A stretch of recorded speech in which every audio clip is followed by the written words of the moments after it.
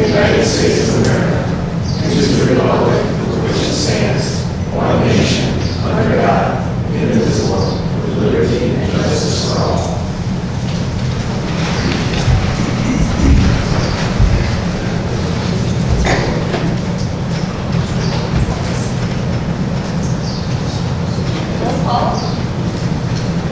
Assessor Cry. Here. Highway Commissioner Bouvet. Here. Clerk Giovanni is here. Supervisor Jones. Here. Trustee Horvath. Here. Trustee Maher. Here. Trustee Lee. Here. Trustee Lynch. Here.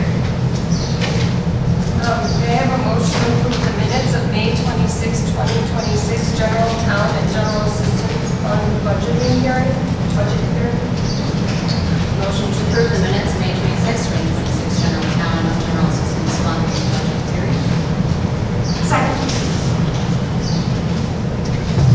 Supervisor Jones. Yes. Trustee Horvath. Yes. Trustee Maher. Yes. Trustee Lee. Abstain. Trustee Lynch. Yes. Okay. May I have a motion to approve the minutes of the May 26, 2026 board meeting? Motion to approve the minutes of the May 26, 2026 board meeting. Second. Supervisor Jones. Yes. Trustee Horvath. Yes. Trustee Maher. Yes. Trustee Lee. Abstain. Trustee Lynch. Yes. Okay. May I have a motion to approve the general assistance expenditures? Motion to approve payroll for pay dates of June 5, 2026 and June 19, 2026. ACH/wire payments and general assistance checks 57741 check 57791 in the amount of $82,805.05. Second. Supervisor Jones. Yes. Trustee Horvath. Yes. Trustee Maher. Yes. Trustee Lee. Yes. Trustee Lynch. Okay. May I have a motion to approve road district expenditures? Motion to approve payroll for paydays of June 5th, 2026 and June 19th, 2026. ACH wire payments and road district checks number 25881 to check number 25942 in the amount of $397,559.90. Second. Supervisor Jones. Yes. Trustee Horvath. Yes. Trustee Maher. Yes. Trustee Lee. Yes. Trustee Lynch. Yes. Okay. May I have a motion to approve the general town fund expenditures? So I'll make a motion to approve payroll for pay dates of June 5th, 2026 and June 19, 2026, and ACH wire payments and town fund checks number 363563 to check number 63631 in the amount of $331,072.22. Second. Supervisor Jones. Yes. Trustee Horvath. Yes. Trustee Maher. Yes. Trustee Lee. Yes. Trustee Lynch. Yes. Okay. I would like to make a special introduction tonight. We have hired a new assistant to the supervisor, and she is attending tonight. I would like to introduce everybody to Daniela Domingo. And Daniela started about 3 weeks ago, and she's doing a fantastic job, so I just want to everybody to know. So if I'm not around, talk to Daniela. she's really, you're going to love her. Okay. Any public participation? No, okay, thank you. New business, discussion about north-south stop signs at corner of Western and Lion Street. Yeah, so this agenda item was originally intended to be put on the July meeting. So I would just like to request to push this discussion till July in order to give residents enough time to submit feedback on this. So, is that okay? So we get a motion to table? Motion to table the discussion about north-south stop signs at the corner of Western and Main Street. Second. Thanks. Supervisor Jones. Yes. Trustee Horvath. Yes. Trustee Maher. Yes. Trustee Lee. Yes. Trustee Lynch. Yes. Okay, the next item on the agenda is presentation of an annual financial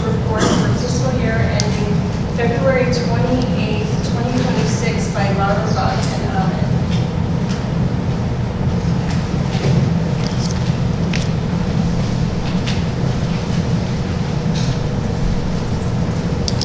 Good evening, board. Good evening, everyone. My name is Paul Rosario, and I'm manager from Lauterbach and Ahmed.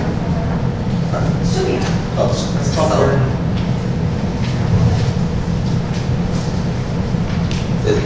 Can you hear me now? Yes. Okay, so I guess I gotta get closer, so I apologize for that. So if you missed that, everyone, my name is Paul Rosario. I'm a manager from Lauterbach and Ahmed, and I'm here to present to you the results of the 2026 financial audit and any other correspondence associated with that. Before I actually start, I wanted to thank Vicki and her team for being able to accommodate us and being cooperative throughout the entire process. Without their cooperation and diligence to provide us with the necessary information for our testing and conclusions, I wouldn't be here today to actually present to you all. So thank you again. So without further ado, I wanted to go right into the AFR, or Annual Financial Report. The first page I wanted to bring to your attention would be on page 1, which is the Independent Auditor's Report. This form of communication is actually associated with the opinion over the financial statements and also what are management's responsibilities over the information that's presented in this report.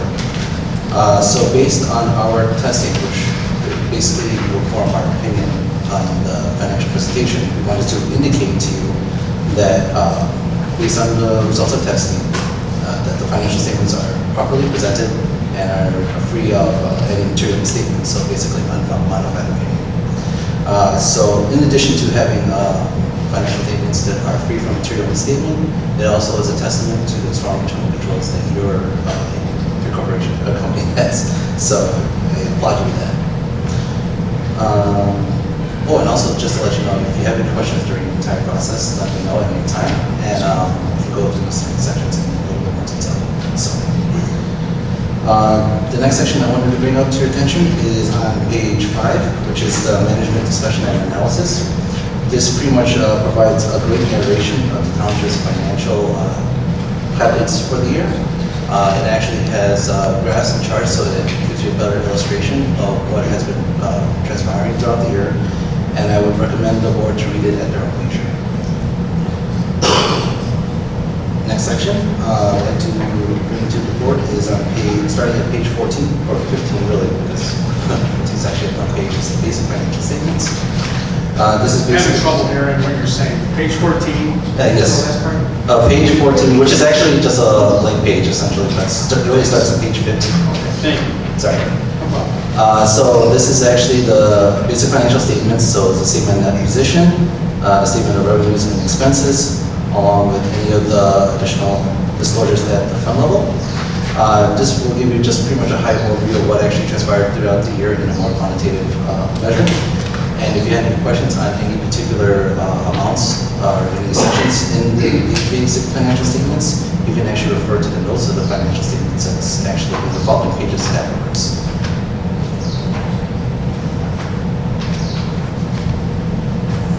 And then the last major section that I wanted to bring to the board's attention is starting on page 42, which is the required supplementary information.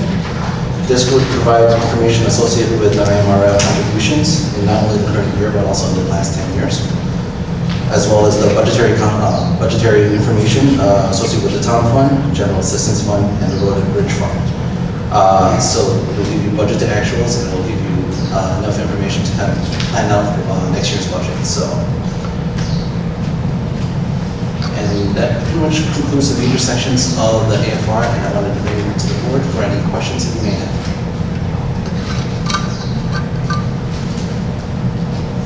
Any questions? I have one question. Yes. In some of your materials, it says we don't have a current formal fund balance policy. Oh, sorry. That's actually in the management letter, which is what I'll be going over in a little bit. Right now, it's just over the AFR. Do you have any questions there? All right, so I don't know what the answer is. So we do or do not? We do. That's what I thought. Yeah, it's referenced in the management letter that was something that we. I got you. That's what we're previously. Previously, we noted Correct. it's not have a formal fund balance policy. Now we do, and it's in Now there. we do, yep. That's what I wanted to know. Thank you. No problem. Thank you, sir.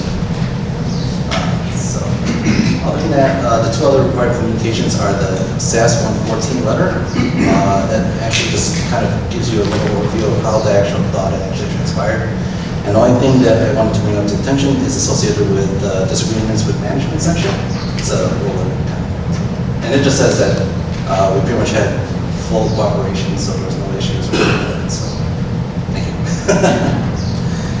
And then the discussion that Sarah actually brought up is actually associated with the management letter. So this actually brings up any of the management letter comments along with any upcoming gas fee announcements that will be affecting possibly next year's AFR. So we wanted to bring that to the board's attention to just be aware of what will be transpiring and any new type of presentation that will be brought up. You don't have to worry about that because mostly our report writing team will be on top of that and will provide you with any questions that maybe come up in order to actually adjust with the pronouncements to make sure we're in conformity with that. So right now you don't have to worry about it, but just to keep in mind, it's already stated in the letters of what is coming in the pipeline. So with that pretty much covers all the required communication associated with the AFR. If you have any questions, let us know. But I thank you again for your time. Thank you. Thank you. The next item on the agenda is to vote to approve the annual financial report for fiscal year ending February 28th, 2026. If there's no objections, can I get a motion? Motion to approve the annual financial report for the fiscal year ending February 28th, 2026. Supervisor Jones? Yes. Trustee Corbett? Yes. Trustee Maher? Yes. Trustee Malik? Yes. Trustee Lynch? Yes. Next item on the agenda is discussion and possible vote to approve the lease agreement and order agreement with Conica Minolta. So I think I'll move on here and make a presentation.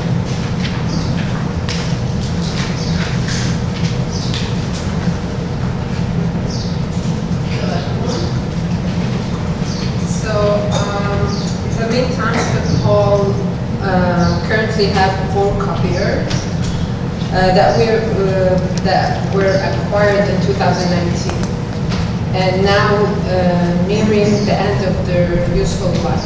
So Vicky and I have analyzed the township needs, which includes reliability, price, security, and plan that has no overhead. And auto repolishment as well, and great service. So we are recommending an agreement with Conica Minolta for 4 copiers at the monthly rate of $1,282.24 for 60 months.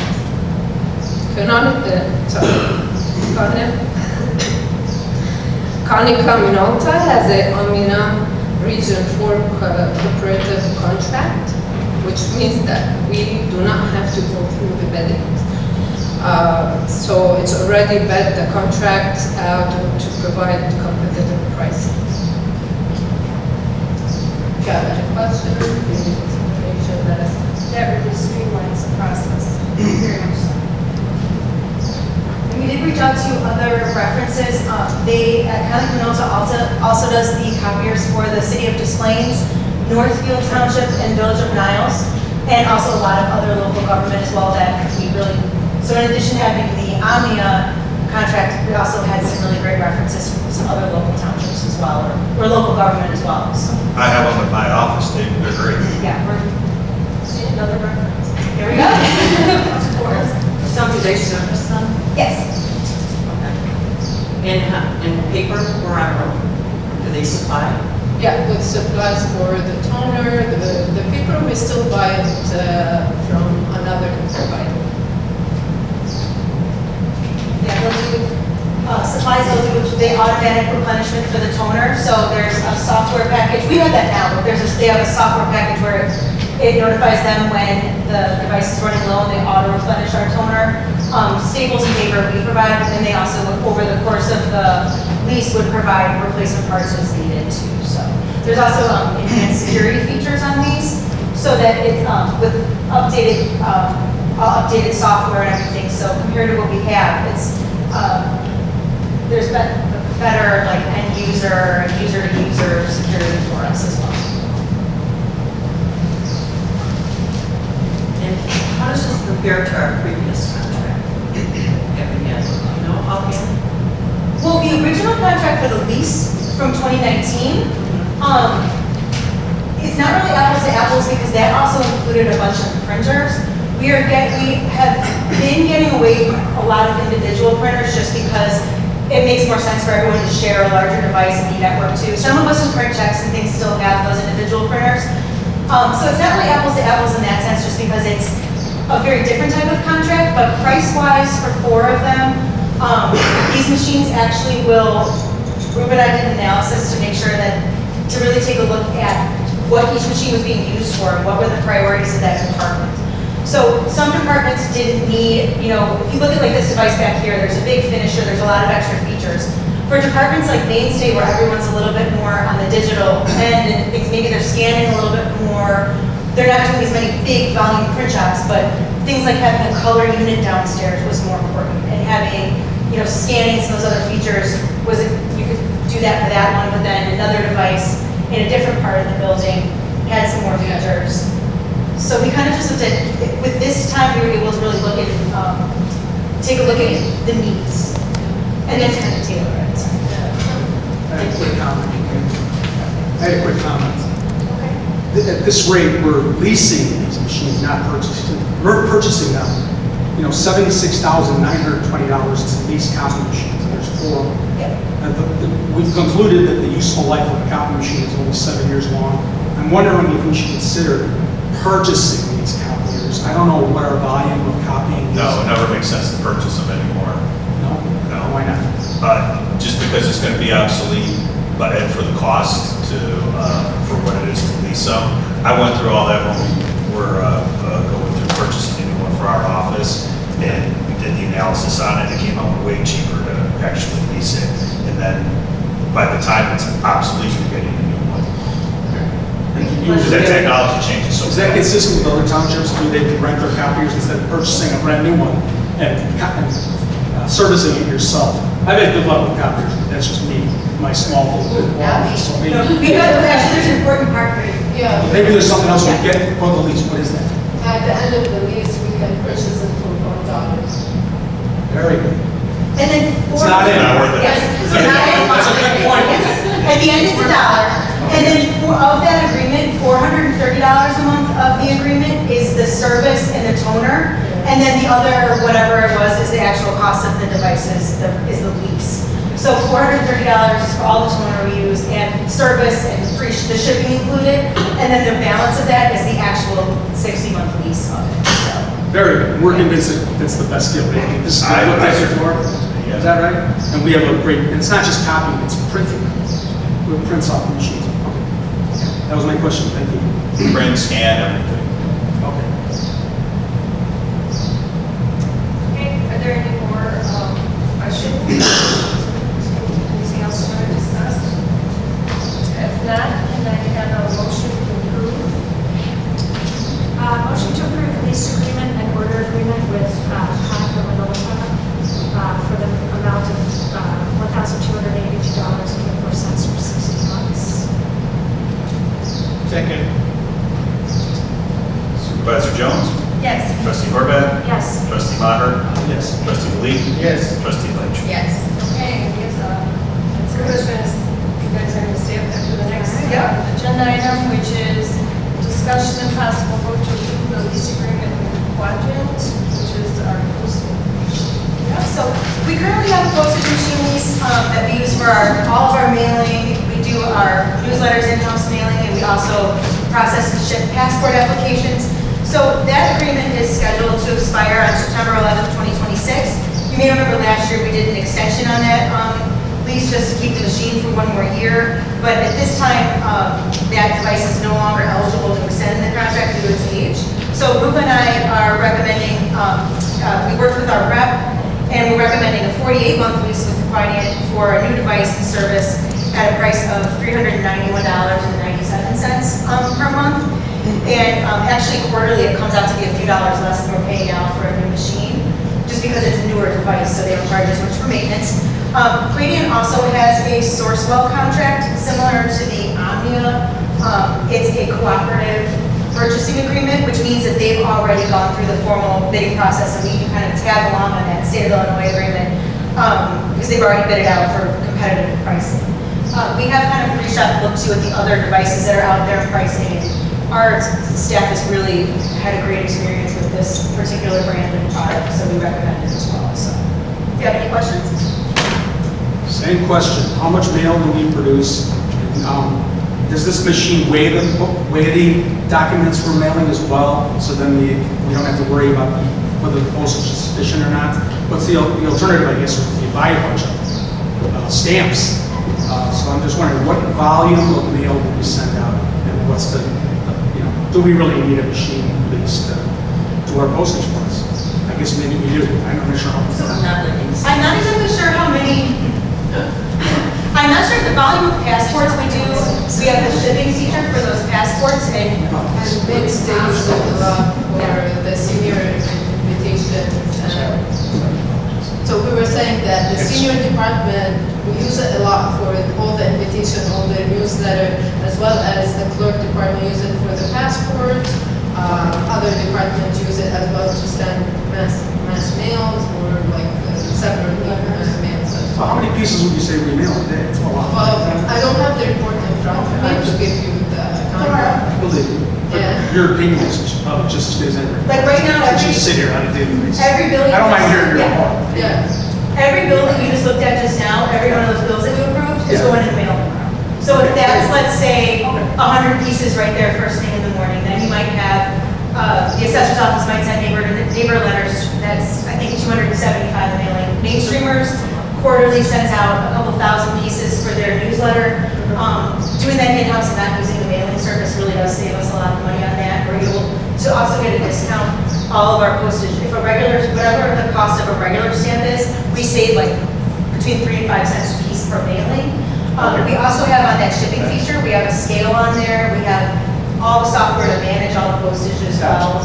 And then whenever we put money on the machine as administration, and then when all the other departments use it, we're able to pull reports and bill back to everybody. So if we had like a book of stamps, we could never figure out who's using the exact amount. We're able to pull exact reporting and bill everyone for their usage. Okay, great. So it's a counting facility. Yeah. Entry also said also for the passport, like it's important thing to have the label that every day. We have like 2 envelopes on the street, on the stores, on the we cannot predict how many, but we have to have the label. Basically we cannot take the passports to the post office and then like have the post office really. See, that was my next question. If there's any time-sensitive mailings And that then this would assist us with, which it sounds like there. Exactly, and if somebody takes the passport to the post office, something is happening during the trip, accident, then the passports are maybe lost. We don't wanna have. We can track all our mail too. So we can, especially for the shipping features, we can track when, as soon as that label is made, and then it's picked up and scanned in by the post office, we can track that piece of shipping, or that shipped item Gotcha. from start to finish. Okay, so $18,000 for 4 years. Okay. Yep. That's what the mail comes up. The Yep. math comes up. Okay. Thank you. Yep. Ladies, thank you. All right, so anything else, question-wise, so we sit so you can vote? Okay. Motion to approve lease agreement with Wyatt. Second. Supervisor Jones? Yes. Trustee Horvath? Yes. Trustee Maher? Yes. Trustee Lee? Yes. Trustee Lynch? Yes. Okay, the next item on the agenda is a presentation by Martin Willett from Innovative Government Solutions for a contract for lobbying services. Thank you Supervisor Jones, Dicky and your team, and all the trustees and all your board. I'm Marty Whalen. I was formerly the alderman of Des Plaines, Illinois, the mayor, and just retired as state representative. So along that way, it's almost 20 years of experience. I built relationships with not only your local representatives and elected officials, but also a lot of state governments. As we know, the federal government has many, many cutbacks, and it's important that you have someone that's actually advocating for you. Recently, we were lucky enough to have the senator and the representative provide $1 million for your food pantry. And we don't want just to have it 1 year, we want to make sure that somebody's advocating, not only for you that year, this year, but every year. I've also been in contact with other local officials to help not only build but remodel your food pantry that's coming up. As you know, we've had union officials and union workers provide free labor for displaying food pantry. I've been in contact with union officials to try and do the same thing for food pantry that's coming up. Also been working with mayors to see what they can provide, the mayors that do work with the existing township. And also, I would check in regularly with the supervisor to see what else the needs are. Some of our buildings are aging. It's important not only that we get infrastructure money, but money to repair our existing structures. Also, there is demand for senior housing. That's one of Dickie's main issues. I plan to work with the agencies in Springfield to bring as much money as we can. As you know, working with your local officials, which we have a relationship, we're very active in our community. It's important that we have someone like Marty Boylan that's there to help you. Thank you. Does anybody have any questions? We have the consulting contract in front of us.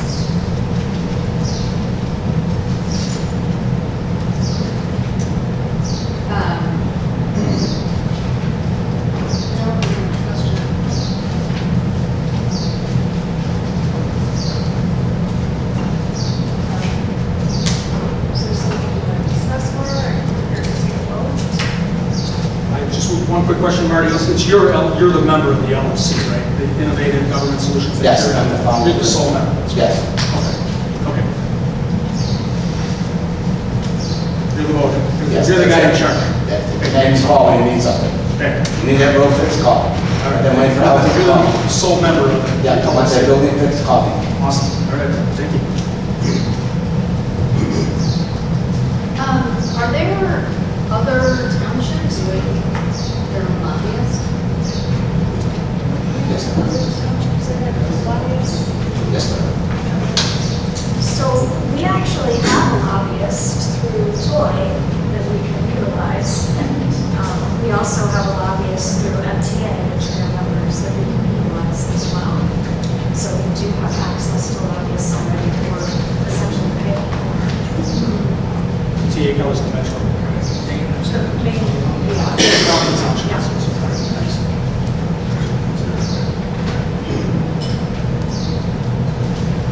I guess I was a little unfamiliar with townships in need of these kind of lobbying services. So I was a little, yeah. Yeah, most of the townships do have lobbyists. They got a big lobbying firms that advocate for them in Springfield because there's a lot of people, individuals, agencies that are asking for money and the money we've been about. That's why you need someone down there actually working for you individually. Almost a lot of the townships have. I deal with them, blessed one of the people, because I attended a lot of the township meetings. I was on the member of the city and villages, was chairman of the regulation rules and bridges. I was also a member of other committees that dealt with requests. And when budget time comes, you have to be down and make sure which budget requests. I guess I was unfamiliar with That's why you any of got the townships I know. And Niles is not. Yeah, I Niles Township works with the lobbyist, Taylor Anderson, I think is his name, through, And I deal with Taylor Anderson a lot, just that's that.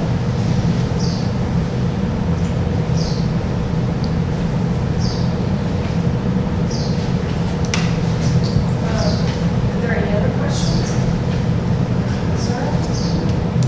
Is the one thing I would just say is, I mean, I've known Marty for many, many years. I mean, I do certainly know that you have a lot of contacts down in Springfield that could potentially be beneficial, for us in, securing some additional funds that we maybe wouldn't have access to otherwise. I mean, I know we've got great relationships with our state rep and our state senator, but, And that's why I work with one or two contracts pay for these little small lobbying fees all the time. Run through projects for $100,000 here, $500,000 here, $250,000 here, pay for this thing. I've also known Marty Moylan for a long time.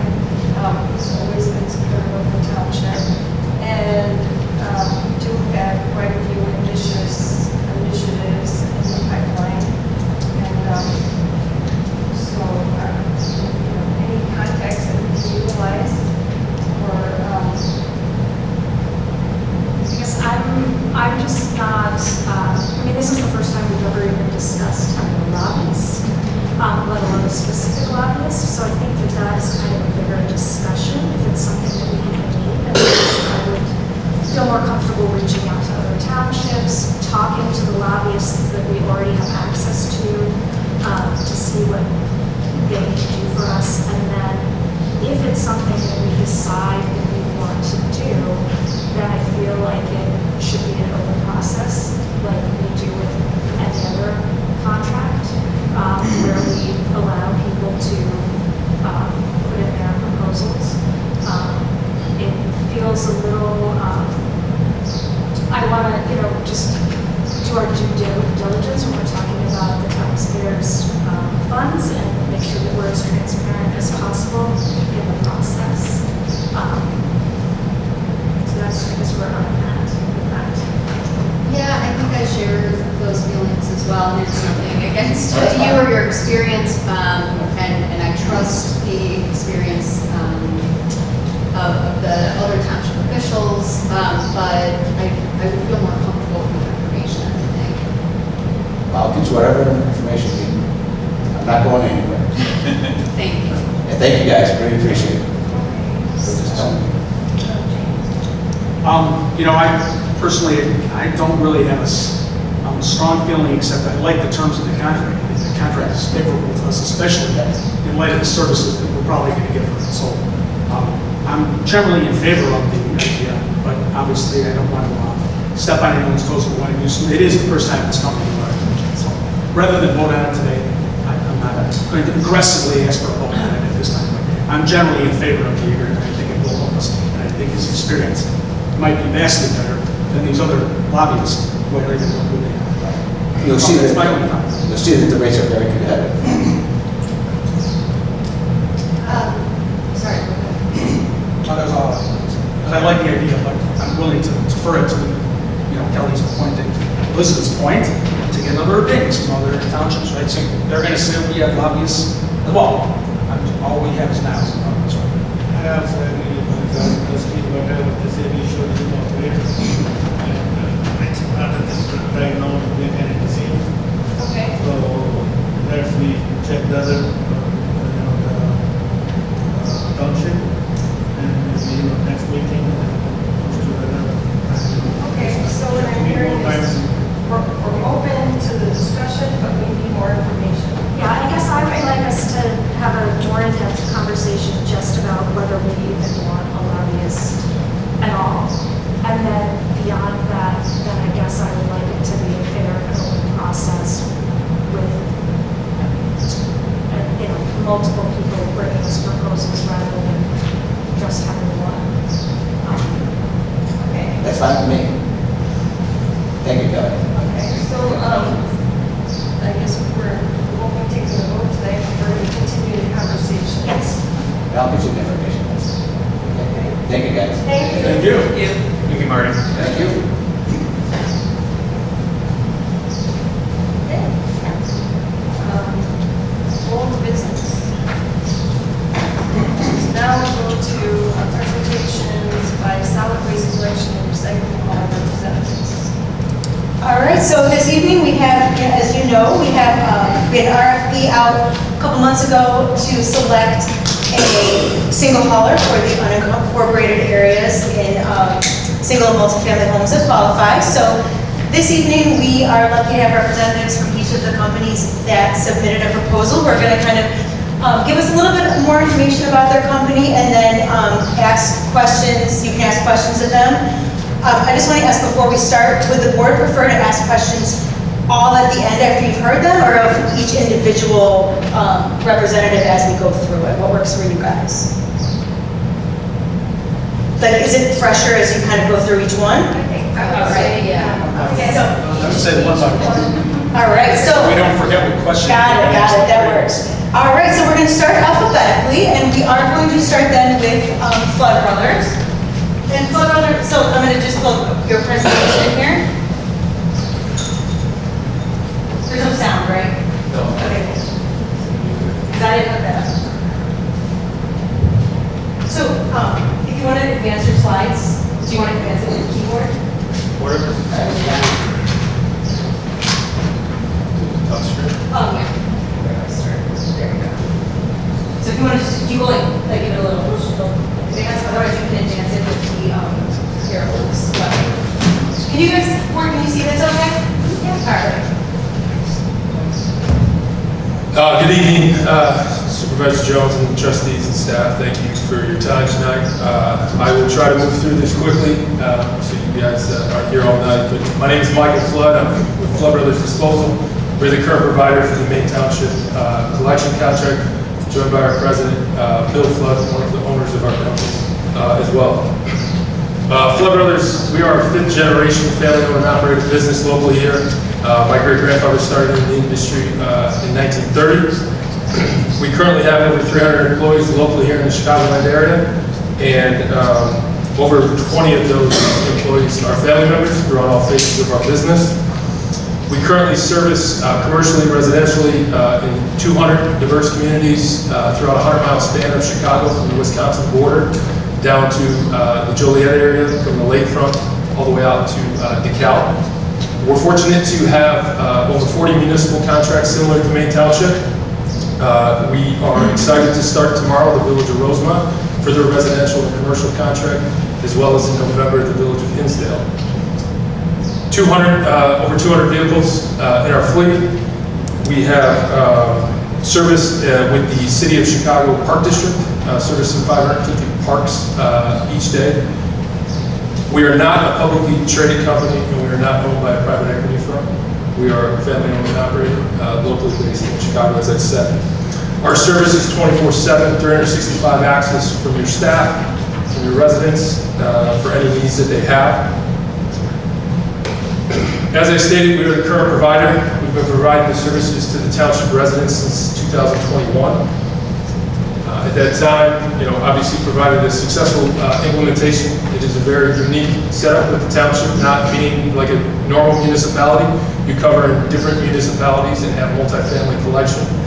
So we have continued that structure with established routes and infrastructure in place already. We have a strong relationship with staff and the residents. They know who to call, when to call, especially Nader in the Code Enforcement Department. He is a regular caller due to a lot of issues that come up from time to time, and he works well with our staff. And I think the biggest thing is knowing Nader's needs as well as your staff's needs and responding to those within same day or next day service. The value of continuity is important in a municipal transition when you're talking 2,000, 3,000 units. There's no cart replacement. There's no service day change. There's no route conversion, there's no resident confusion, consistent billing, there's no billing adjustments, and immediate operational readiness. There's no need to get our drivers or operations staff or customer service team ready for a new town. As I stated, we're local service, accountability, direct access to our ownership and our management team. As I stated, your staff utilizes that. With local customer service team, we're not a regional call center. It's all local in our Oak Brook Terrace office. Within 24-hour missed pickup collection. We also have implemented dash cams in our trucks to work with residents who might put their trash or recycling or yard waste out late. So that way we can work with them to make sure they know that the materials will be put out first thing in the morning to avoid continued missed calls. One highlight on direct access to ownership is decision making. It's fast. Our ownership team is here, our management team is here, so we don't have a corporate structure we need to go through or an out-of-state office or headquarters. Investing in the communities we serve, that's a big thing of who we are. We support over 120 plus non-for-profits. One at the last meeting, Cleanup Give Back, is a valued partner of ours for the last at least 5 years, who are an active participant in the Maine Township community. You know, various national night outs, touch of trucks, things of that nature, environmental education, as well as sustainability partnerships. You know, and lastly, White Shoes Flood Brothers. We're family owned since 1930. Obviously, the current provider, direct access to ownership, community-focused, proven performance, and no transition risk. Another thing I want to highlight with our proposal, as you might see in comparison to where your rates are today, they are staying the same. Year over year, we've put in a 2% increase. It's not tied to CPI, it's not anything higher than that, as well as the existing contract has yard waste stickers. There's a rate that residents, you know, purchase stickers, whether it's from staff or from our office, to put out yard waste materials. With this new proposal we put together, we remove the need for residents to put out yard waste with a sticker and purchase those.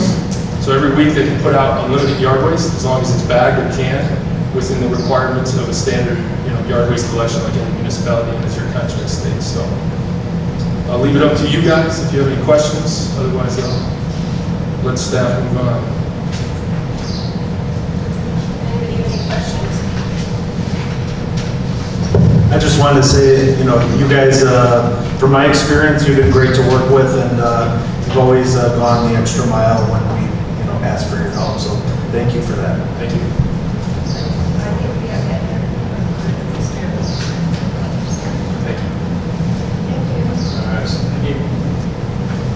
Right, up next is LRS. And I don't know if you got a presentation or not. No, just to say. All right, okay, close this up then, right? We're not that high.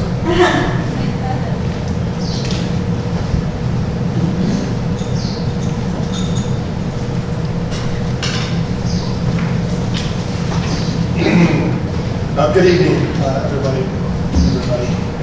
My name is Bill Cash. I'm the municipal manager for Lakeshore Recycling Systems, known more commonly as LRS. Position that I've held for nearly 14 years since co-founding our residential department with the founder of our company in 2012. Pleasure to be here before you all tonight. And on behalf of my company, I'd like to thank the entire staff and council and Victoria for spearheading the operation. I know it's not always easy when you're trying to work with them.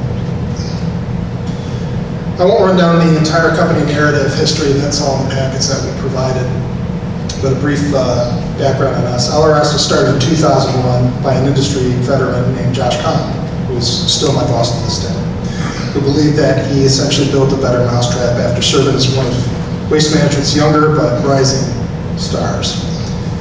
He saw what many others did not see in terms of service, customer service, marketing initiatives, and sustainability initiatives. Since that time, LRS has become one of the most successful privately held waste haulers in the country, but retains its roots as a local company right here, headquartered in nearby Rosemont. I'd love to note that I'm here with my very worthy competitors. Appreciate all of them. They make us better, and hopefully we make them better. And though we respect them all, LRS has built up more recycling infrastructure than any other area hauler over the past few years.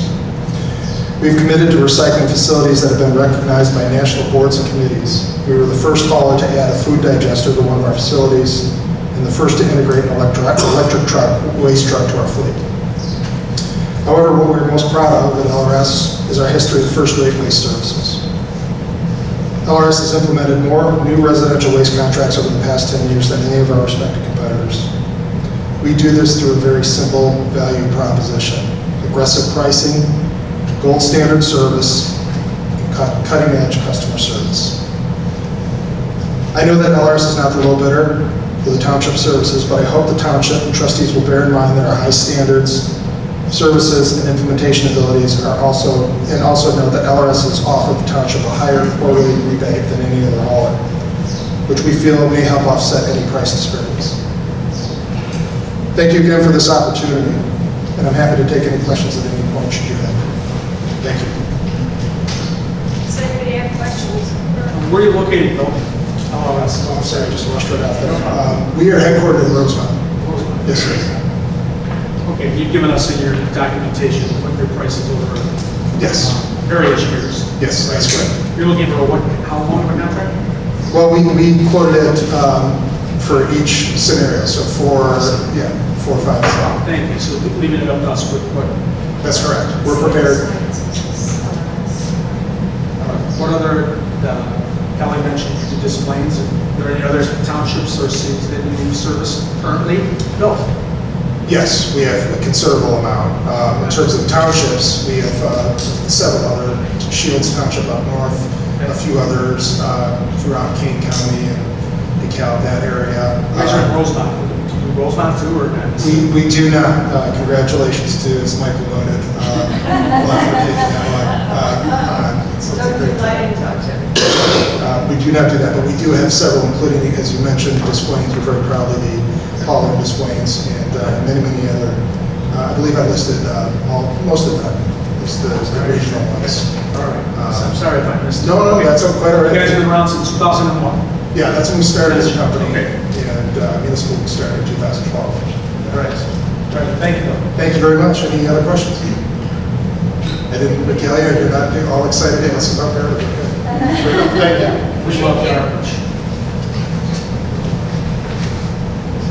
All right, so much for what I said about alphabetical, because I skipped over group, so we'll do group next. So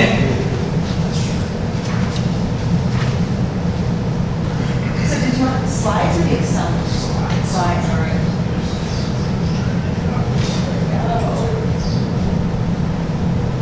And again, see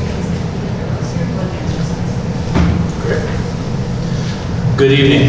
Josh Molnar with Group Industries. I serve as the municipal manager and just going on 20 years.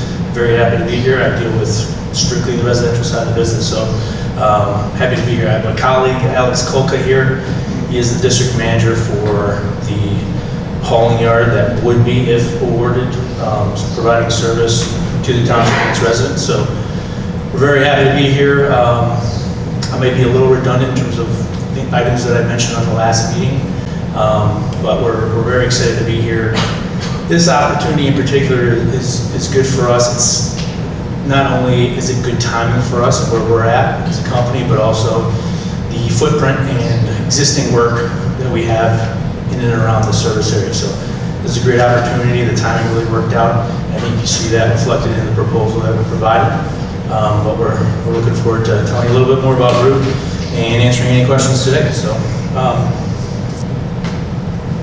I don't have a lot of slides. I'm a garbage man at the end of the day, but I'm going to hit the high level stuff and leave it open for questions. So want to just cover a little bit about Groot for those who aren't familiar. Groot's been around since 1914 in and around this service area. We have decades of experience that we're bringing that represent this proposal. We have significant work, like I mentioned, in and around the area. So the neighborhood communities, like I mentioned last time, include but are not limited to Niles, Morton Grove, Elk Grove, Arlington Heights, and Glenview. So as you can see in terms of proximity and density of work, this is a unique opportunity for us to add to that, to the service area which we're already prevalent in and want to expand. So it's a great opportunity for us, and we tried to put our best foot forward on the first try in terms of a proposal. We'd like to think that's more than just rate, and that's where this experience comes in. Local customer service for us, it is critical to have actual human beings answering the phone call as they come in. So our local team is exactly that, local. We train them. It's an ongoing process, but it is meant to alleviate all of our municipal customers of the burden of phone calls coming in, especially through a transition process. So for us, that is paramount. The relationship that we establish with our municipal customers is very important to us, in that we like to look at these opportunities not as just the next 4, 5, or 7 years, but hopefully, through us continuing to earn your business for the next 10, 20, 30 years. I mentioned, for example, Niles. We've been servicing as a company since the 60s. A lot of that is obviously good customer service, but it's also being able to pivot, I think, with our municipal customers and being able to address issues no matter what period of the contract we're in. For example, I've renegotiated contracts in year 1 of a 5-year term before, There's, whether that be just a changeover on the overall focus, or change in board members, or various reasons. A lot of focus has changed. We haul over 80 municipal contracts in the area, but we know that not all of them are exactly the same. The focuses of each are exactly that. The focus with one community isn't always the focus of the other, so we pride ourselves in trying to make sure we're following that. So a lot of times that includes conversations that happen well ahead of an expiration. In general, we operate over 600 trucks, 8 hauling districts within the service area. We service over 500,000 homes per week. So from an experience standpoint, obviously, those area communities can tell you, hopefully if you've reached out, kind of the attention to detail, the proactive approach that we take. And really the focus for us is the partnership. So on these RFPs, we don't always respond to all of them. We're somewhat picky in terms of the opportunities that come along and the opportunities that identify themselves as a potentially mutually rewarding relationship. We found on the residential side, these contractors are only as good as the partnership that gets developed. So that's really the key for us. We tend to get a little picky when it comes to opportunities that come up. So this is obviously one that we've identified. And then something that I wanted to bring up that doesn't always get a lot of attention in terms of analysis of RFPs or results is the infrastructure. We own and operate our own infrastructure. We own our own transfer stations, our material recovery facilities, so recycle facilities, and landfills. There's redundancies in that, and so I think it's an important thing to consider. Why is that important to the township? It's important because, a working group would represent a lot of assurances and stability going forward.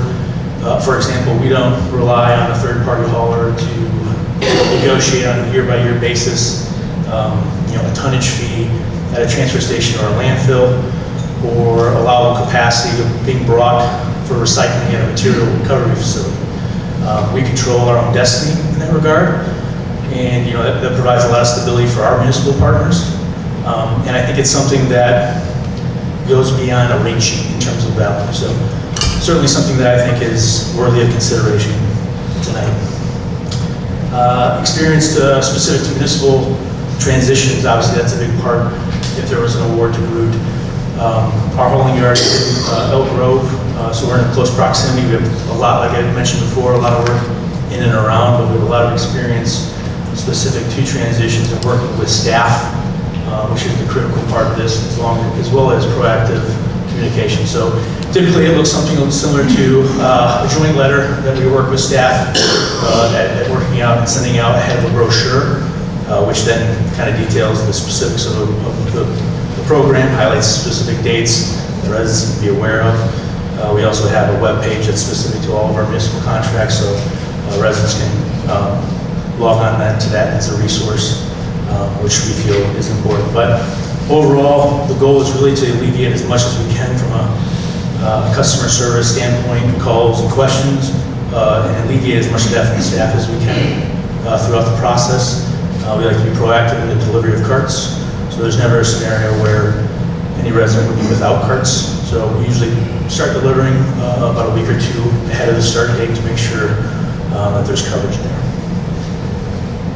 Finally, I want to highlight a little bit of math that we did. I highlighted a lot of things that don't show up on our rate sheet, but want to also show what we did in terms of the rates that we put forth in our proposal. So I wanted to show some of the savings that, based on the results that you guys saw, that we're looking to provide the township.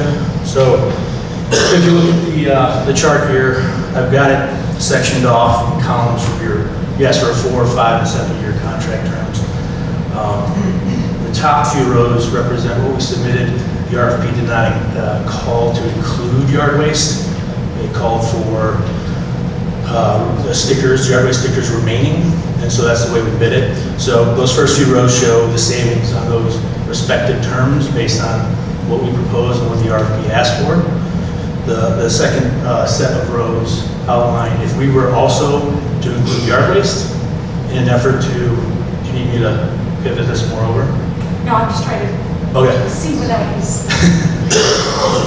We wanted to show the township an apples-to-apples comparison on a program that also eliminated yard waste stickers and included it in that monthly rate. So as you can see, we're trying to highlight that significant savings would come with an award to Groot to the tune of a minimum of $223,000 to $495,000 over the course of the contract term, depending on which contract cycle you look for, and also whether you want the yard waste to be included or not. So we did our best to try to provide all of those options and put our best foot forward from the beginning.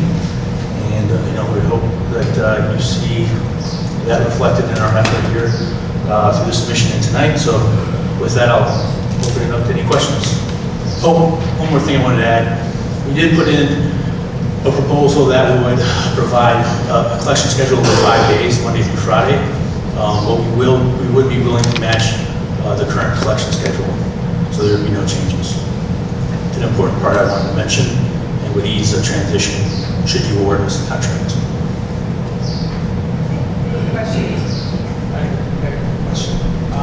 Maybe I misread this, but it sounds like you're proposing a very minimum 4-year contract, nothing less than 4 year contract. Is that right? The RFP, as I understand it, asks for a 4-year contract, a 5-year contract, and a 7-year. That's my question. So everybody is proposing before all want to start with a 4-year contract, not a 1-year, nothing less than a 4-year. No, in the RFP, we asked for pricing for 4, 5, 7, Gotcha. so that way, you can select kind of based on the pricing, and then it's, Gotcha. we always want to make sure that we build in for all of our boards to have the opportunity to revisit contracts. All right, so all the applicants are considering a minimum 4 years? Yeah. Not less than a It year? was a schedule that all of it followed the same pricing schedule. All right, and the savings chart wasn't in the material I received, the document we were looking at now, that's Correct. Just so I didn't. All right, so everybody's just, all the applicants are on the same page, basically. I actually have the underlying data for that chart if you want to pass along, if that's okay. I don't know if that's... It's okay with me, it's okay with everybody else. I'm seeing that. Anyway, that's fine, thank you. What are you doing with your lids? You guys do Niles right now, right? We do Niles. Your garbage lids, what are we gonna do about those? In regards to what exactly? Like you would, the animals just. Oh, yeah. Yeah, that's... Squirrels and rats and. So That's probably a common problem. yeah, so the price for the price that we submit, it includes us replacing those, which Niles experiences and has experienced for decades. So that's something we factor into. Yeah, they love it for some reason. They love that trash. Amazing. I got 9 holes. Yeah. One lid. How does that happen? So it's a common problem. Yep. Nature of squirrels.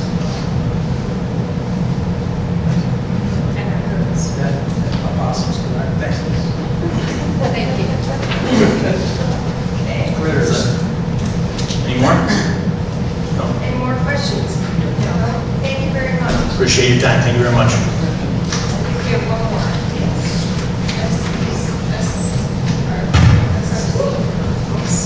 All right, do you have a presentation ready? Oh, right. Did you send it to me? Yes. Oh, yeah, you sent me 2 of them, right?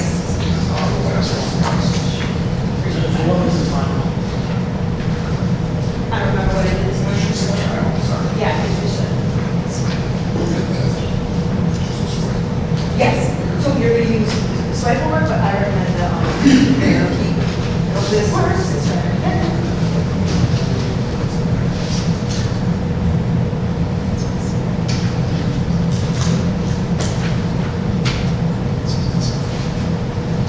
How long is this? Oh, I'm gonna go faster. No, it's like.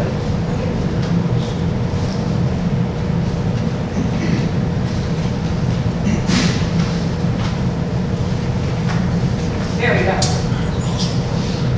Yeah, so the arrow keeps on the side. Awesome. Well, good evening, Commissioner Jones, trustees. Thank you for having SBC Waste Solutions here tonight to present our company. It's an absolute pleasure to be here tonight with you all. Again, I do want to commend Victoria for the process she's done. This is not an easy process to go through this. It's never easy for a municipality or a township to go out to RFP and possibly make a change. So congratulations to you guys for doing it, and I think you guys did a great job doing that process. Us as local haulers, we go through this on a monthly, daily basis, and every hauler here tonight, in my opinion, is qualified to service you. So it's an honor for all of us to be here and be able to talk to you. A little bit about SBC Waste Solutions. We're a woman-owned, family-owned waste and recycling company. We started roughly 10 years ago on different beliefs and different goals. And I'm sorry, I don't just mix up. My name is Sean Flood. I'm the president of SBC Waste Solutions, so I just want to make that clear. I do have family members in the industry. I've grown up in the industry. And going back to what I was saying, we started SBC on different beliefs and different goals with Karen Coleman, my partner. We're a Chicagoland-based owned company. We service roughly 250,000 residential units on a monthly basis. And we have roughly 150 years combined experience with the team members we put together as a company. We've hired operations managers, CSRs, partners from all over the industry that bring in a squad, in our opinion, that fits best for municipality work and commercial work and services. And that's what we bring to the table, and we're a little bit different when it comes to the bigger companies that are out there. I do want to announce that we are the new waste and recycling hall for the city of Park Ridge. We did just recently start over on May 1st. Roughly 25,000 units that we had to have delivered within 10 days. Unfortunately, the incumbent was unwilling to work with us. We planned on starting it earlier. They didn't give us that time, so me and the city worked together to transition that period so that we had roughly 25,000 units delivered in less than 10 days. 0 residents went without service or cards. 0. And I highly recommend contacting the city of Park Ridge to confirm that. They would be more than happy to confirm that with you guys. Who is SBC? We're a family-owned company, and that's what we want to do with you guys. And we want to become a part of your family and the Maine Township family. That's what we look forward to in communities. And when we look at RFPs, we just don't submit a bid to every single community. We look at the RFP like, this doesn't fit our narrative, we're going to take a pass. When Maine Township went out to RFP, we reviewed it, and we felt like this was something that felt our narrative, and this is something we felt that was best for us, and also your residents, most importantly. We're already in Park Ridge, we're already in Maine Township. Our trucks are driving through areas now on a weekly basis. I'm sure you've seen them all. They're brand new, beautiful trucks, and brand new carts as well for everybody out there. The decision point. It is selecting the program structures, services quality, residential experience, and accountability and sustainability and long-term cost. This is some main things that we, especially hold accountable. Accountability is something that needs to be done in the waste and recycling industry, holding residents accountable, holding the waste hauler accountable, making sure that they're serviced in a timely manner. What value means: reliable collection, transparent reporting, environmental performance, responsible cost structure, and that's what SBC's proposals will depart.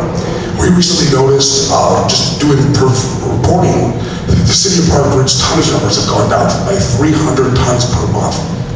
So it's a little bit something that the city's looking into, something that's different, but by this reporting, their tonnage has gone down. So it's something that's a little bit different with having a new waste hauler. Cost structure matters. Residential cost collection pricing is shaped by more than trucks and labor. Administration costs, billing, payment process, account management, collections, and residential billing support. We proposed 2 program options for you guys. We did option 1 based on the traditional residential billing, and then we did an option 2, an alternative proposal based on the utility water billing program integration. Basically, the township will handle the billing program itself, so it's a 1 bill. The hauler invoices the township, and then therefore you remove the billing from the waste hauler. This hides hidden fees from haulers. Not saying haulers do it, but it can happen out there where there's an administration fee or a late fee that's added to the residence fee, or there's different things, extra yardage fees, stuff like this. Now the township controls it. They see the bills. And you can't get residents adding a $2 for a processing fee on their invoice or a container swap-out fee without the township supervising that and making sure its residents are not getting nickel and dimed. traditional residential billing, individual account administration built into the program is separate from residential accounts. Individual invoicing, payment process, collection administration, and billing is related to customer service, higher administration burden. So as a hauler, when you have an individual billing, you have customers who don't pay, stuff that goes on stop service, residents are taking their garbage, they're moving it over to their neighbor's house because they've been on stop service, they don't want to pay. As we've known as local haulers, when it's invoiced through the township or the municipality, the residents always have to pay. They will always pay the township or the municipality. When it comes to the waste hauler, unfortunately, we are the last guys to get paid. People pay ComEd, people pay Comcast, but people unfortunately tend to pay us very last. And it's unfortunate, but we're the last guys when people think about it. The township utility billing program that we proposed is something that we believe is what's most municipalities and townships are moving forward with. It's something that helps, one, you guys control, you guys keep the narrative, and you guys keep the hauler honest by doing this. It's reduced payment processing burden, reduced collections and exposure, fewer account level billing issues, same collection program, lower administration burden. Financial impact, we proposed roughly lower, 20% lower overall program compared to the SBC's traditional residential permitting structure. So if you look at our billing, on the alternative proposal, it's well below what your covenant is currently charging, right above what our group proposed. We're right there in between both haulers. You don't have to the low bidder, the higher bidder, right in the middle between that program. What does that not change? The same collection schedule we offered. New cars, obviously, as well. Same routes we reformed. New customer service representatives. Same management oversight. No-cost program enhancements. SBC proposed free e-waste pickup for your residents, and free hazardous waste and paper removal. This is something that we did with City Park Ridge. The first month, we did over 4 tons of e-waste removal alone. Residents never had this option. They are fully taking advantage of it, and we fully definitely recommend you contact the City Park Ridge. Regardless of the paint removal that we're doing, oils, latex paints, we have separate trucks that go out. We ask the residents to call in and schedule this separately with us. Obviously, this is on a separate service day. We don't like to keep it on the same day as the service day. We don't want that stuff getting involved, mixed in with the regular string. This is something that residents really do take advantage of. If you're moving, if you're selling your home, or you're buying a home, people tend to leave the paint in the basement, leave it in the garage. This is something that's very expensive for residents to take on and dispose of. So they tend to cheat the system, throw it in the garbage, and ends up in the waste streams. Our goal is to keep this stuff out of waste streams. Keep the TVs out, keep the e-waste out, keep the paint and oils out of waste streams, and have that stuff properly recycled. And we truly believe this is something that's very good and very great add-on to a community like yours. Residential confidence, we also proposed a free swap-out program for 95-gallon carts for recycling. The City of Park Ridge, we obviously deployed a 95 for trash and a 65 for recycling. We had 7,000 residents opt into the recycling for the 95 cart option. We've had all of them swapped out. It's not even July 1st. So after redeploying roughly 25,000 carts, we went back and removed the 65-gallon carts and delivered 95 carts within a month of that happening. Program structure, recycling, yard waste, and food scrap education. I'd like to get involved in the community, do at-home programs. We provide magnets that go on the residents' refrigerators for recycling guides and food compost guides and yard waste guides, what to put in and what to keep out. When you have the recycling magnet on your refrigerator, this helps educate their residents and sees them on a daily basis. We also go to schools on a daily basis, a weekly basis, a monthly basis, and educate the students. Because the students ultimately go home and tell mommy and daddy, hey, you're doing it wrong, we gotta fix this program, and this is how we do it. And it really works well with kids and residents and moms and dads. Especially when the kids hold the parents accountable, it goes over really well. Why this matters, a more efficient billing model to help Maine Township reduce the overall program cost, preserve the service quality, simplify administration, and improve the cost. If you look at our alternative pricing program, we propose $20 for year 1, senior discount at $19.20, multifamily at $17.78, and the price for senior at $17.60.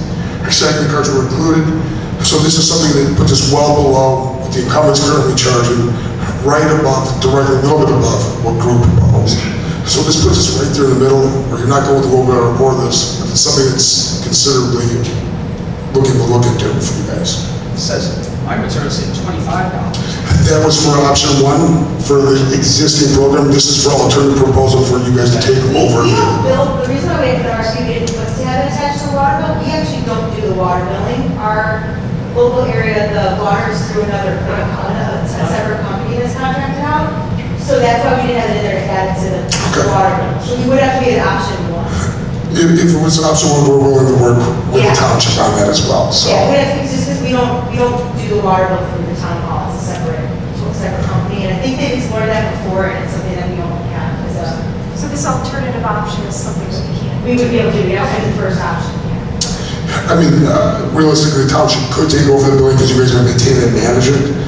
Where it's a lot easier for them to tell us they're not paying us, where it's a lot harder for them to not tell the township they're not going to pay. So if we would do the garbage bill then? Correct. So we work with the village of Bridgeview. They do the garbage billing separately. They tell us when to shut service off if they're not paying. They manage it, and their collections is less than 1%. So the RFP did have it for pricing based, just to be apples to apples with all of our vendors. The original, our current, I think you want to, I don't think we can introduce a different option that wasn't an RFP. We can consider it, just if they're proposing it. Okay. It's something that we think is strongly suggested, and we think it's something that would be very beneficial to the township. But I'm willing to work with staff and the attorney if they're willing to talk about that. Partnership approach, we have an accessible leadership. Basically, the city of Park Ridge works for myself directly, all municipal contracts. We roughly have 10 municipal contracts in the Chicagoland area, all the way as far south as Bridgeview, and as far as west as Winfield and Bloomingdale, and as far as north now is Park Ridge. We also want to make note is when we took over Park Ridge, we were awarded the same contract for the Village of Forest Park at the exact same time. So we took over 2 municipalities on May 1st at the exact same time, which is an extremely difficult task for any hauler that's in this room to do.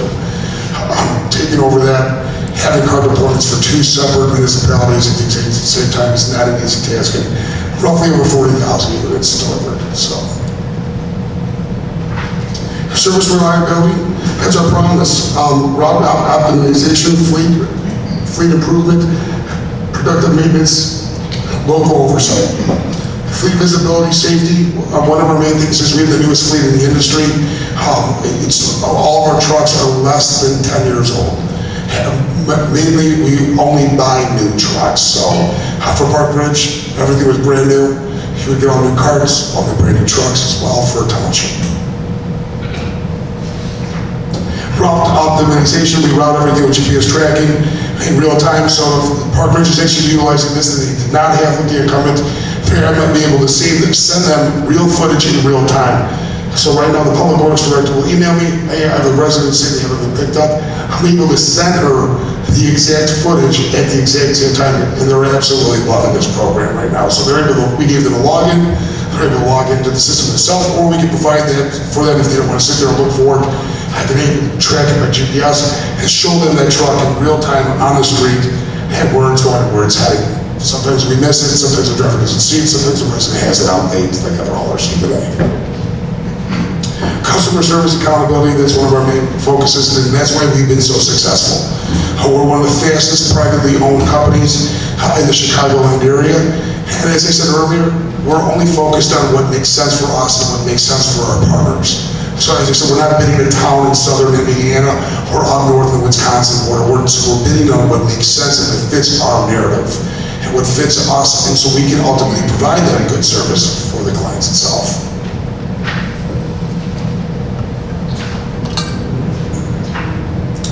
Reporting, this is something that we truly have great success in. A lot of municipalities truly take advantage of this. We have team members that send us on a weekly or monthly basis automatically if the township wants it on the first of the month or at the end of the month.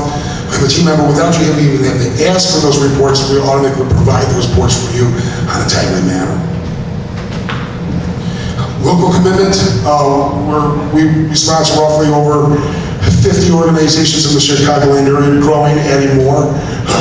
We continue looking forward to doing that. So we do Easter parades, Christmas parades, St. Patrick's Day parades.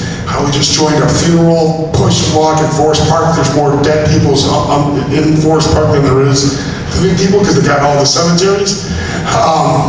But we're looking forward to doing that with them as well.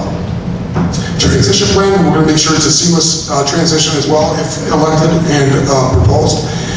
As I said, we took over 2 municipalities at the exact same time, roughly 40,000 units. So we strongly believe we'll be able to handle Maine Township at the same time. YSBC, alternative pricing, if accepted or negotiated, it's a great structure for the township to move forward with or move towards. We believe it's better for the residents, better for the township, and they're able to control it and also hold the hauler accountable. You guys are not seeing the individual invoices that are being sent out to residents. You're not seeing that there's a $2 processing fee. Not saying it's happening, but not saying that there's anything that's happening that's out there. It's something that keeps an eye on the residents and holds the hauler accountable. And that's the most important for us and what we believe. Obviously, we're doing the City of Park Ridge. We have over 150 years of combined experience that's out there. And we're looking for the value, or our value, for your residents itself. And with that, is there any questions?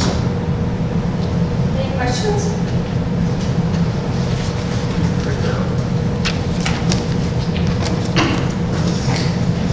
I just want to say, as a former planning and zoning commissioner for the Village of Bloomingdale and a fire commissioner, I know the importance of vetting a new partner or a possible new partner. I did it for roughly 10 years in my career at the Village of Bloomingdale, and it's an honor to be here with you all tonight. And thank you for allowing me to speak on behalf of our company, and we only promise your service, your residents, the best service and quality. Thank you. Thank you. Thank you very much.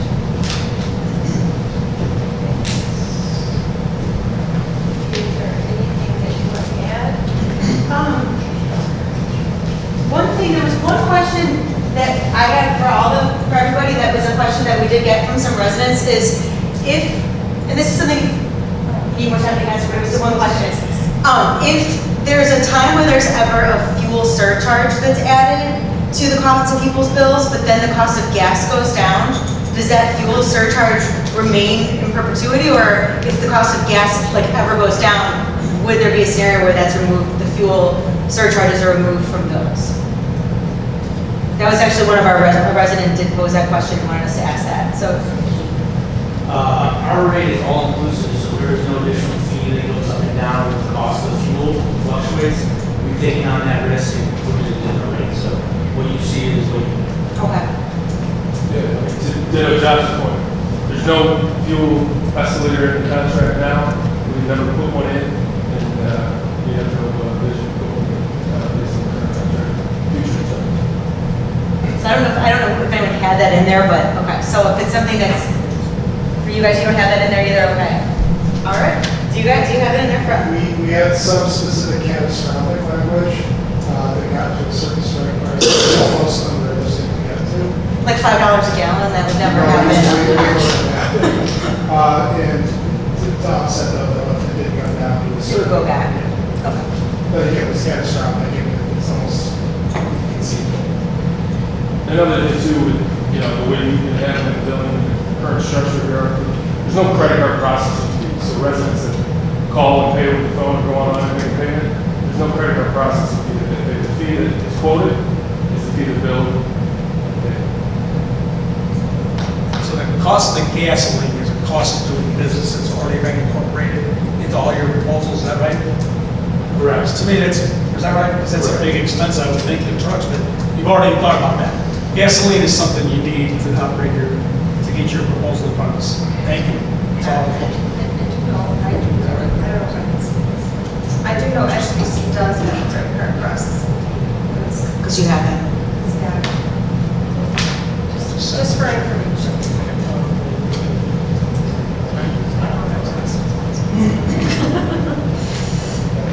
Are we ready to make a?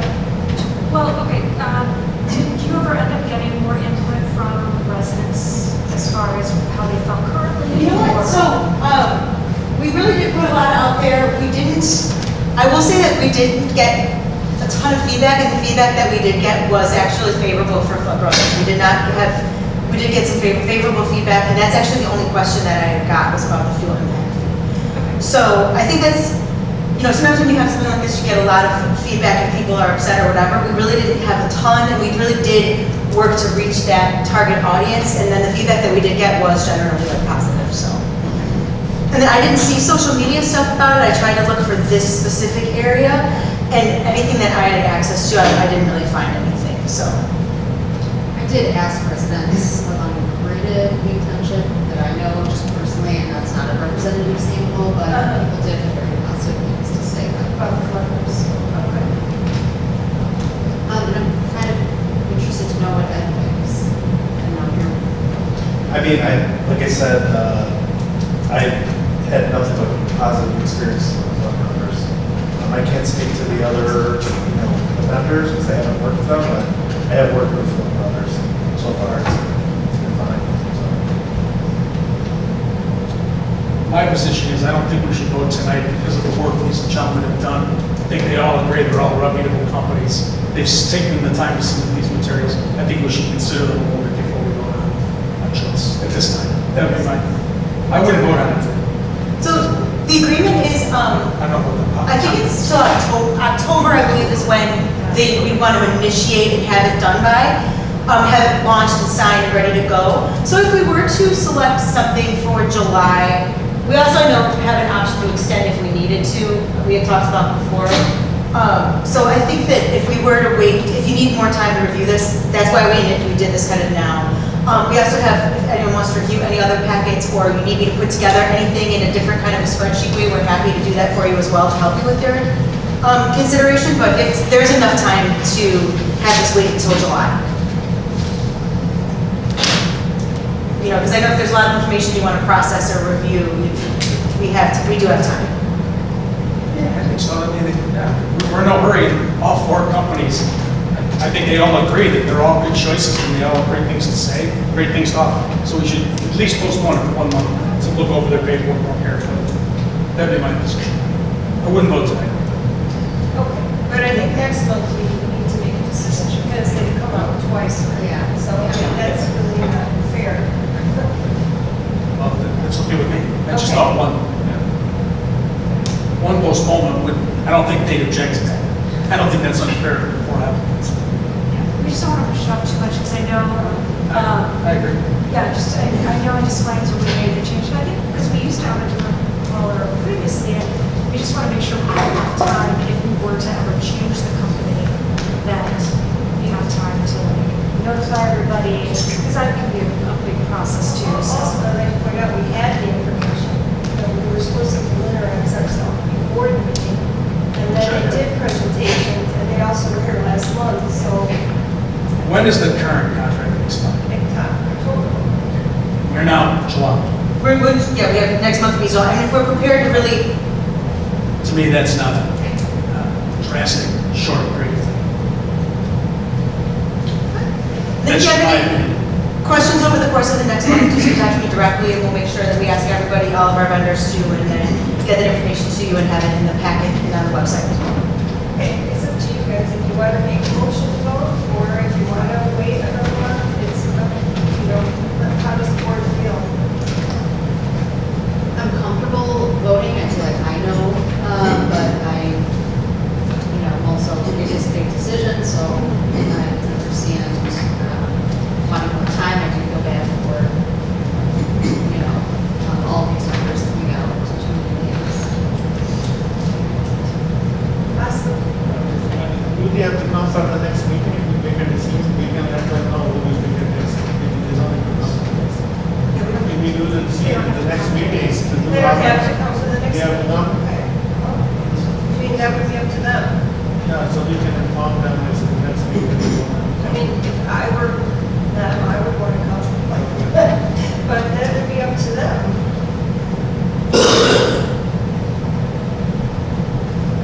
Somebody make a motion. So we can make a motion to vote, or we can make a motion to table it until next month, so.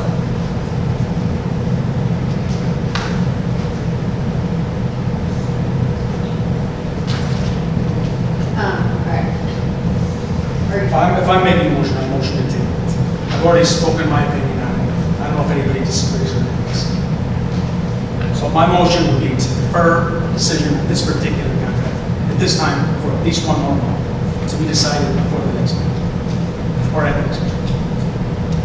So that would be my motion, to table it, to give these 4 gentlemen and these 4 businesses a full opportunity so we can evaluate all the materials.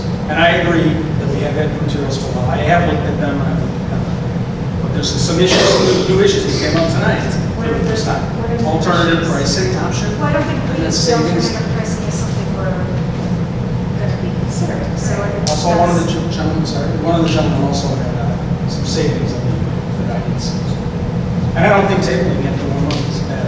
So that's my position. I would move to table it for 1 month.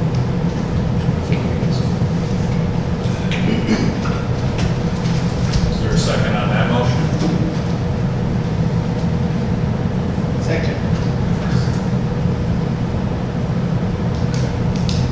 Call the roll. Supervisor Jones? Okay, reluctant. I will say yes, but next month, we are taking a vote. Trustee Horvath? Yes. Trustee Maher? Yes. Trustee Lee? Yes. Trustee Lynch? Yes. All right, thank you. Thank you for coming. I appreciate your time. Thank you. Then I'll be in touch with all of you for if there's any other instructions or questions or anything in the process too. And, you know, if you choose to come to next meeting, we'll give you all the information as well. Sorry. Oh, yeah, is it okay if we take a 5-minute break? Oh, yeah. Okay. Just, take a motion for a break. We need a motion. Just take a 5-minute break. All right, we're just taking a 5-minute break. So the next item is participation in parade and. Wait, Pat. Okay, sorry. All right, participation in parades and instructions. So, no, 4th of July is on Saturday, and we'll be participating in 2 parades, the Niles Parade and the Displays Parade. We have volunteer t-shirts over there, so make sure you take your t-shirts Vicki before you leave. Vicki just said we haven't received the Displays instructions yet, because of the mail. When we get those, we'll email them to everybody, but for now, we at least have printed out the first parade, it's hard to say all the instructions, so. So we have Niles, so don't forget it, take it home with you. We just got displays yesterday, so you should be getting displays. It's in the mail, so. Okay. We're always on. I think we're worried because there's been a lot of mail issues. Yeah, oh yeah, big time. Okay, but they're gonna email it and we'll have it. So that'll be fun. It's a celebration of 250 years in the United States. It's a big year. All right, the next is officials report. So who would like to start? Start with Suzie? Sure, thank you. I just, one of the things to say. We are doing appeals right now, and our office will, our yes and no residents, by July 15th, that would be done. And this is with the Cook County Assessor's Office, and those decisions come out about 3-4 months later, and then possibly being able to come board of review. Case bills, I think I mentioned last time. We're getting the buyer in for that. Always late. I mean, we haven't figured out yet. We're still waiting for refunds. A lot of people are calling us about that. And, it's a slow process. That's all I have to say. Everybody have a nice sport. And it's going to be nicer. Yes. And maybe rain. Oh, you'd like to rain? Maybe rain. Okay. Didn't know that. I thought it was going to be 90s. No, it's going to be only like 82 weeks. Oh, Yeah, it's it's kind nice. of because of the. Maybe rain. Oh, that'll be perfect. Okay. Yeah, it's Looks like a rain. over 98 degrees, so.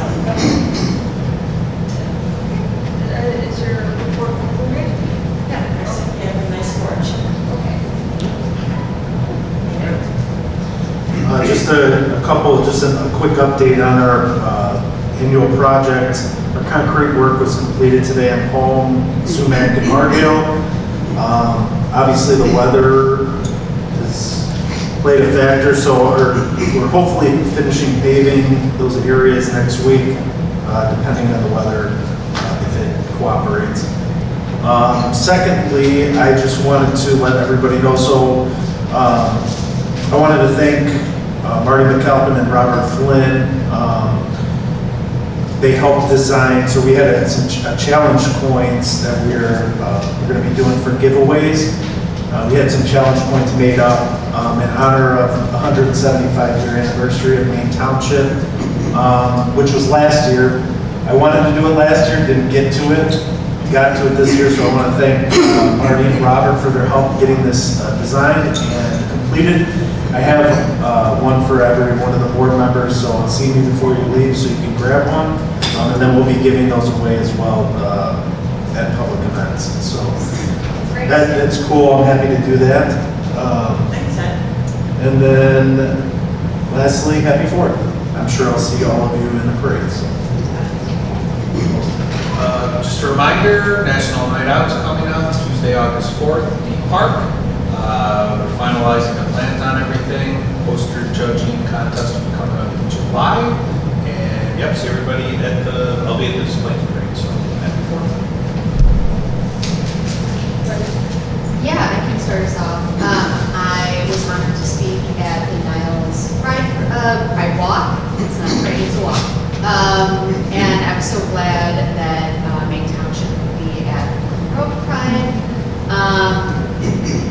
Having worked with the public for almost 2 decades now and helping people navigate social services and seeing people with mental health crises, I just know that one of the biggest barriers to accessing the services that they need is feeling like they are not going to be welcomed, they won't be seen or understood. And so it really is important that the township is at these events and makes it clear that we are a welcoming space so that everyone has equal access to our services. So thank you to the staff for going to Morton Grove Pride and for being a welcoming place for all. And happy last day of Pride Month to everyone. Happy 4th, everyone. And I just want to remind for our point, Pakistan Culture Day is still going on August 16th. And I also sent America 250 friendship dinner. I sent invitation to all the elected officials I meet. The reason is because at FIFA 2026 bring nation together with Made in Pakistan football. The football they are using in FIFA is made in Pakistan. So Pakistan consulate general, so he's giving me a few of them to spend here. Which one we're going to give during this friendship dinner. So my request to everyone, please join. Maybe you have the from today. When is it? This is July 7th, 7 o'clock. Did you text it to us or? Yes, I did. Okay. Yeah. July 7th? July 7th, 7 p.m. Yeah, and the venue is at Ali Nehari, 2548 West Dewan. Dewan and Rocker. So I do not know who's getting it, if I have more than enough, so. I don't know. Yeah, Dewan and Rocker, you've been there then. Yeah, okay. Yeah, Okay, thank you. All right, thank you. I had a quick little handout I want to give you, so everyone's going to find this. This was something I heard on the radio. Can you share that with me? Oh, there's Kelly's. Okay, about maybe a week or so ago, I'm lying in bed and I heard a radio announcement that took about 5 seconds of time about the progress that the state of Illinois has made against opioid abuse. And I printed this out, and I wish there were more people to hear this. Illinois has seen a 36% decline in opioid-related deaths. This progress is driven by a comprehensive state-led strategy featuring expanded harm reduction measures, widespread availability of overdose and reversing drugs, and targeting funding. 36% decline in deaths. That means that the people that work for Recovery Connection, Marty Cook, and all the other state agencies that have come on the bandwagon against the fight against opioids has seen a 36% of debt, right? What departments actually save lives? All of our departments help the elderly, we help disadvantaged people, we help the poor, but this program saves lives. There's thousands of people in Illinois that are alive today because arguably of these efforts we've had to fight opioid abuse and drug abuse generally. So I just think that's just an outstanding thing. I don't know why it's not on the news. I heard it in the radio in the morning. I was shocked. It was like 5 seconds. So I printed this out so we would know how successful this program is and how these young lives and old lives are saving us. There's people alive today because of our efforts. What could be more gratifying than that the work we do for the township to save people's lives? So I wanted everybody to know that, and maybe we can spread the word and take some credit for that because it's a pretty important accomplishment. That's all I have to say. That's why it also shows how important it is that we have that vending machine, which is pretty awesome actually, so, yeah, it's great.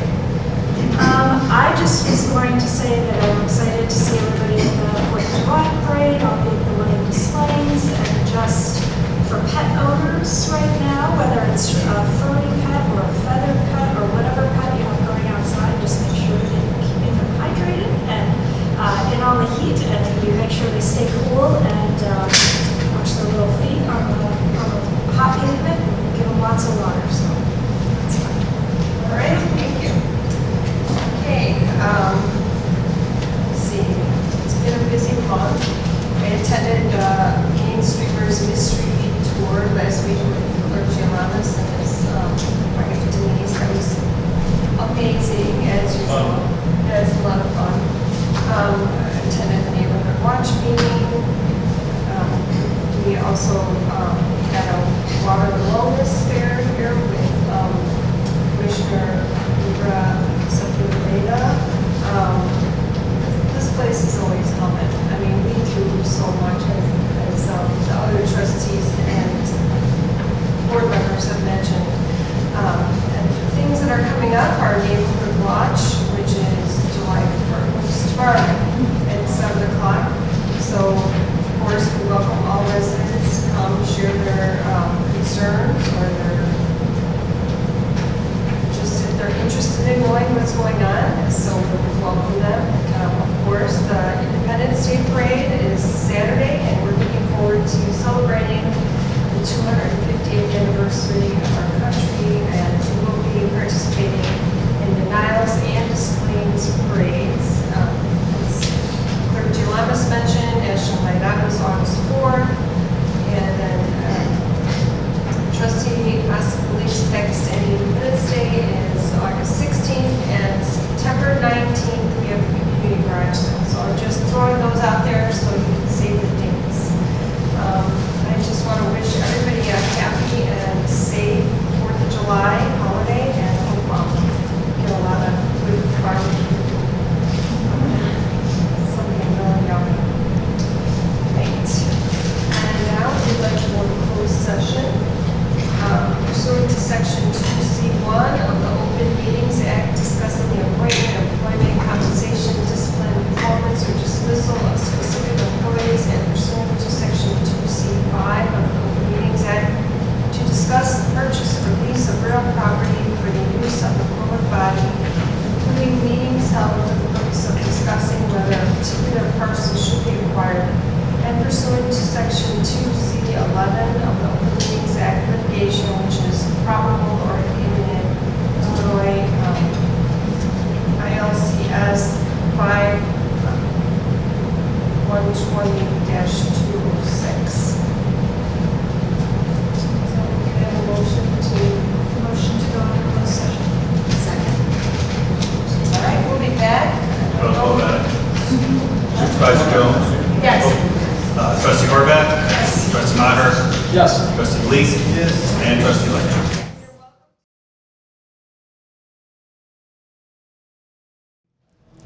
Okay. Present. Do you need a motion to return to, I think we do, right? Yes. Return to open session. So moved. Second? Second. All right. Okay. Supervisor Jones? Yes. Trustee Horvath? Yes. Yes. Trustee Maher? Yes, sir. Trustee Malik? Yes. Trustee Lynch? Yes. All right. Now we need a motion. Motion to vote on the revised purchase and sale agreement for the purchase of the property located at 9850 Milwaukee Avenue from Chicago Title Land Trust Company. Second. Do I need to add anything else, or is that it?